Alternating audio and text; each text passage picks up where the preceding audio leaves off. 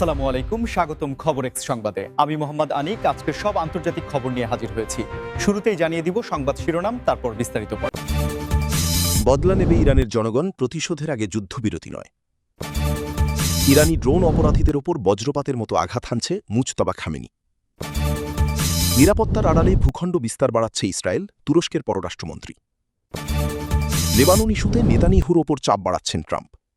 Phone বন্ধ করে ঘুমান, নেতানিয়াহুকে ব্লক করুন, ট্রাম্পকে ইরানি দূতাবাসের ট্রল। আসসালামু আলাইকুম, স্বাগতম জানাচ্ছি খবর এক্স সংবাদে। আমি মোহাম্মদ আনিক। এতক্ষণ শুনছিলেন সংবাদ শিরোনাম, এবার বিস্তারিত। বদলা নেবে ইরানের জনগণ এবং প্রতিশোধ সম্পন্ন হওয়ার আগে কোনো প্রকার যুদ্ধবিরতি সম্ভব নয় বলে তেহরানের পক্ষ থেকে যে বার্তা দেওয়া হয়েছে তা বর্তমানে মধ্যপ্রাচ্যের ভূ রাজনীতিতে এক নতুন মাত্রা যোগ করেছে। সাধারণ মানুষের মাঝে যে ক্ষোভ এবং আবেগ আমরা দেখতে পাচ্ছি তা বিশ্লেষণ করলে বোঝা যায় যে তারা বিষয়টিকে শুধুমাত্র একটি রাজনৈতিক সিদ্ধান্তের মধ্যে সীমাবদ্ধ রাখতে চাইছে না, বরং এটিকে জাতীয় সম্মানের প্রশ্ন হিসেবে দেখছে।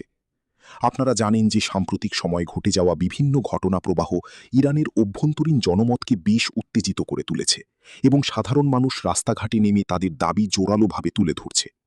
এই পরিস্থিতিতে সরকার বা নীতি নির্ধারকরা যদি জনগণের এই আবেগকে মূল্যায়ন না করেন, তবে তা অভ্যন্তরীণ স্থিতিশীলতার জন্য চ্যালেঞ্জ হয়ে দাঁড়াতে পারে।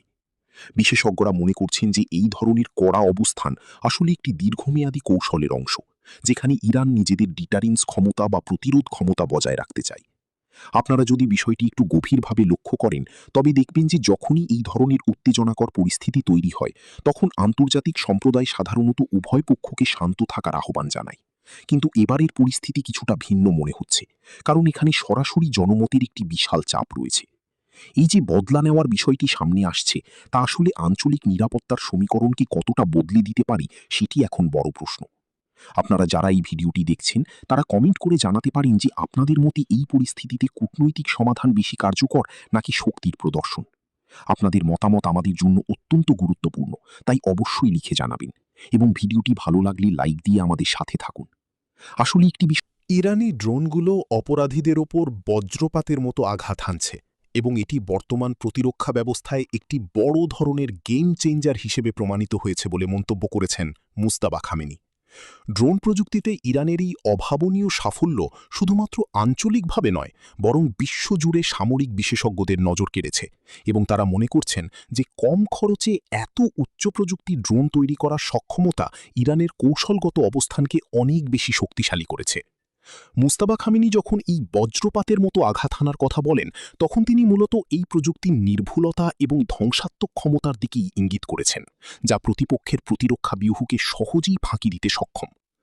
আপনারা যারা প্রযুক্তি নিয়ে আগ্রহী তারা হয়তো জানেন যে আধুনিক যুদ্ধে এখন সশরীরে উপস্থিতির চেয়ে রিমোটলি নিয়ন্ত্রিত বা স্বয়ংক্রিয় যন্ত্রের ব্যবহার অনেক বেশি কার্যকর হয়ে উঠেছে এবং ইরান এই সুযোগটিকেই কাজে লাগাচ্ছে। এটি আসলে শুধুমাত্র একটি সামরিক শক্তি প্রদর্শন নয়, বরং এটি একটি বার্তা যে কোনো প্রকার উস্কানি বা অপরাধমূলক কর্মকাণ্ডের বিপরীতে তারা এখন অনেক বেশি প্রস্তুত এবং আধুনিক অস্ত্রে সজ্জিত।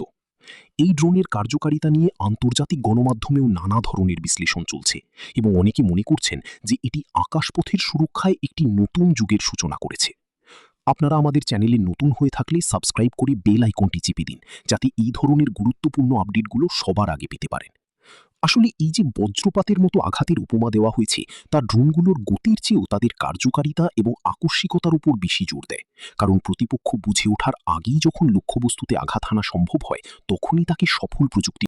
নিরাপত্তার দোহাই দিয়ে ইসরায়েল আসলে তাদের ভূখণ্ড বিস্তারের পরিকল্পনা চরিতার্থ করছে বলে তুরস্কের পররাষ্ট্রমন্ত্রী হাকান ফিদান যে কঠোর সমালোচনা করেছেন, তা আন্তর্জাতিক মহলে বেশ আলোড়ন সৃষ্টি করেছে। তুরস্কের পক্ষ থেকে পরিষ্কারভাবে বলা হয়েছে যে আত্মরক্ষার যে অজুহাত দেওয়া হচ্ছে তা মূলত আন্তর্জাতিক আইন লঙ্ঘন করে নতুন নতুন এলাকা দখলের একটি কৌশল মাত্র, এবং এই ধরনের কর্মকাণ্ড পুরো অঞ্চলের শান্তি প্রক্রিয়াকে বাধাগ্রস্ত করছে। আপনারা যারা নিয়মিত বিশ্ব সংবাদ অনুসরণ করেন তারা লক্ষ্য করে থাকবেন যে তুরস্ক দীর্ঘদিন ধরেই ফিলিস্তিন ও মধ্যপ্রাচ্যের ইস্যুতে অত্যন্ত জোরালো এবং স্পষ্ট অবস্থান নিয়ে আসছে, এবং হাকান ফিদানের এই সাম্প্রতিক বক্তব্য সেই ধারাবাহিকতারই একটি অংশ। তুরস্কের মতে নিরাপত্তার আড়ালে যখন বেসামরিক অবকাঠামো বা নতুন জনবসতি গড়ে তোলা হয়, তখন তা আর কেবল আত্মরক্ষা থাকে না, বরং তা একটি দখলদারিত্বের রূপ নেয়, যা কোনোভাবেই গ্রহণযোগ্য নয়। এই পরিস্থিতিতে তুরস্ক বিশ্ব নেতাদের প্রতি আহ্বান জানিয়েছে যাতে তারা নীরব না থেকে বরং এই ধরনের কর্মকাণ্ডের বিরুদ্ধে সোচ্চার হন এবং একটি স্থায়ী ও ন্যায়সঙ্গত সমাধানের পথে এগিয়ে আসেন। আপনারা কি মনে করেন যে তুরস্কের এই দাবিটি যৌক্তিক, নাকি এখানে কোনো রাজনৈতিক সমীকরণ কাজ করছে? তা আমাদের কমেন্ট বক্সে লিখে জানান। আসলে নিরাপত্তার প্রশ্নটি অত্যন্ত স্পর্শকাতর, কিন্তু যখন এটিকে অজুহাত হিসেবে ব্যবহার করে সাধারণ মানুষের জমি বা বসতি দখল করা হয়, তখন তা মানবাধিকারের চরম লঙ্ঘন বলে বিবেচিত হয়। তুরস্কের পররাষ্ট্রমন্ত্রীর এই হুঁশিয়ারি আসলে একটি সতর্কবার্তা যে আন্তর্জাতিক সম্প্রদায় যদি এখনই কার্যকর পদক্ষেপ না নেয়, তবে ভবিষ্যতে এই সংকট আরও ঘনীভূত হবে এবং এর প্রভাব সুদূর প্রসারী হতে পারে। তুরস্কের এই শক্ত অবস্থানের কারণে মধ্যপ্রাচ্যে তাদের প্রভাব আরও বাড়ছে এবং তারা নিজেদের মুসলিম বিশ্বের অন্যতম প্রধান কণ্ঠস্বর হিসেবে প্রতিষ্ঠিত করতে সক্ষম হচ্ছে। লেবানন ইস্যুতে বর্তমানে ইসরায়েলি প্রধানমন্ত্রী বেনিয়ামিন নেতানিয়াহুর ওপর জোরালো চাপ সৃষ্টি করছেন ডোনাল্ড ট্রাম্প, এবং এই বিষয়টি রাজনৈতিক বিশ্লেষকদের জন্য একটি কৌতূহলের বিষয় হয়ে দাঁড়িয়েছে। আপনারা জানেন যে ট্রাম্পের সাথে নেতানিয়াহুর সম্পর্ক সবসময়ই বেশ ঘনিষ্ঠ ছিল, কিন্তু লেবানন পরিস্থিতির অবনতি এবং সেখানে ক্রমবর্ধমান উত্তেজনা ট্রাম্পকে কিছুটা ভিন্নভাবে চিন্তা করতে বাধ্য করছে, কারণ তিনি চান না যে এই অঞ্চলে আরও একটি দীর্ঘমেয়াদী সংঘাত শুরু হোক, যা আমেরিকার স্বার্থের পরিপন্থী হতে পারে। ট্রাম্পের এই চাপের মূল উদ্দেশ্য হল লেবানন সীমান্তে স্থিতিশীলতা ফিরিয়ে আনা এবং নেতানিয়াহুকে এমন কোনো পদক্ষেপ নিতে বিরত রাখা যা পরিস্থিতিকে নিয়ন্ত্রণের বাইরে নিয়ে যেতে পারে। অনেকেই মনে করছেন যে ট্রাম্প আগামী নির্বাচনে নিজের অবস্থান শক্ত করার জন্য এই ধরনের শান্তিকামী ভূমিকা পালন করছেন, যাতে তিনি নিজেকে একজন দক্ষ মধ্যস্থতাকারী হিসেবে তুলে ধরতে পারেন। এই যে চাপের বিষয়টি সামনে আসছে, তা আসলে ইসরায়েলের অভ্যন্তরীণ রাজনীতিতেও বেশ প্রভাব ফেলছে, কারণ নেতানিয়াহু একদিকে যেমন নিজের দেশের নিরাপত্তা নিয়ে চিন্তিত, অন্যদিকে তেমনি আন্তর্জাতিক মিত্রদের সন্তুষ্ট রাখার চ্যালেঞ্জের মুখোমুখি হচ্ছেন। আপনারা যদি আমাদের এই বিশ্লেষণটি পছন্দ করেন, তবে ভিডিওটিতে একটি লাইক দিন এবং আপনার বন্ধুদের সাথে শেয়ার করুন।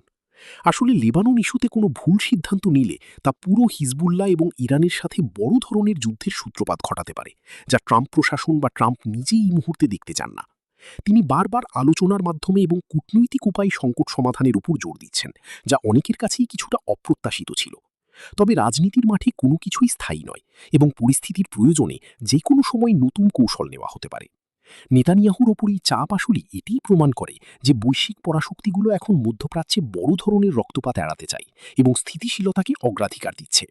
ফোন বন্ধ করে শান্তিতে ঘুমান এবং নেতানিয়াহুকে সরাসরি ব্লক করে দিন, এমন একটি রসিকতাপূর্ণ বা ট্রোল বার্তা ডোনাল্ড ট্রাম্পকে উদ্দেশ্য করে দিয়েছে ইরানি দূতাবাস, যা বর্তমান ডিজিটাল ডিপ্লোমেসি বা ডিজিটাল কূটনীতির এক অনন্য উদাহরণ হয়ে দাঁড়িয়েছে। এই ঘটনাটি মূলত তখনই ঘটে যখন ট্রাম্প এবং নেতানিয়াহুর মধ্যকার ফোনালাপ বা যোগাযোগ নিয়ে বিভিন্ন গুজব ছড়াতে থাকে, এবং ইরান এই সুযোগটিকে কাজে লাগিয়ে একটি হালকা মেজাজে কড়া বার্তা দেওয়ার চেষ্টা করে। এই ধরনের সোশ্যাল মিডিয়া ট্রোলিং এখনকার সময়ে সাধারণ বিষয় হয়ে দাঁড়ালেও কূটনৈতিক ক্ষেত্রে এটি বেশ সাহসী পদক্ষেপ হিসেবে দেখা হচ্ছে, কারণ এর মাধ্যমে ইরান বোঝাতে চেয়েছে যে নেতানিয়াহুর সাথে যোগাযোগ রাখা ট্রাম্পের জন্য কোনো সুফল বয়ে আনবে না। আপনারা কি মনে করেন যে এই ধরনের কূটনৈতিক ট্রোল কি আসলে সম্পর্কের উন্নয়ন ঘটায়, নাকি তিক্ততা আরও বাড়িয়ে দেয়? আপনাদের মূল্যবান মতামত আমাদের কমেন্টে অবশ্যই জানাবেন। আসলে ইরান এই বার্তার মাধ্যমে এটিই ইঙ্গিত দিয়েছে যে মধ্যপ্রাচ্যের সমস্যার মূল কারিগর হিসেবে তারা নেতানিয়াহুকে মনে করে, এবং তার সাথে দূরত্ব বজায় রাখাই ট্রাম্পের জন্য বুদ্ধিমানের কাজ হবে। যদিও এটি একটি মজার ছলে বলা হয়েছে, কিন্তু এর আড়ালে একটি গভীর রাজনৈতিক বার্তা লুকিয়ে আছে, যা ট্রাম্পের সমর্থকদের এবং সমালোচকদের উভয়কেই ভাবিয়ে তুলেছে। সামাজিক যোগাযোগ মাধ্যম এখন আর কেবল বিনোদনের জায়গা নয়, বরং এটি এখন রাষ্ট্রের বিভিন্ন নীতি এবং অবস্থান প্রকাশের অন্যতম মাধ্যম হয়ে উঠেছে, যেখানে খুব অল্প কথায় অনেক বড় বার্তা দেওয়া সম্ভব। ইরানের দূতাবাসের এই টুইটটি মুহূর্তের মধ্যেই ভাইরাল হয়ে যায় এবং নেটিজেনদের মধ্যে নানা ধরনের প্রতিক্রিয়ার সৃষ্টি করে। কেউ কেউ এটিকে নিছক বিনোদন হিসেবে দেখছেন, আবার কেউ কেউ মনে করছেন এটি ট্রাম্পের পররাষ্ট্রনীতিকে ব্যঙ্গ করার একটি উপায়।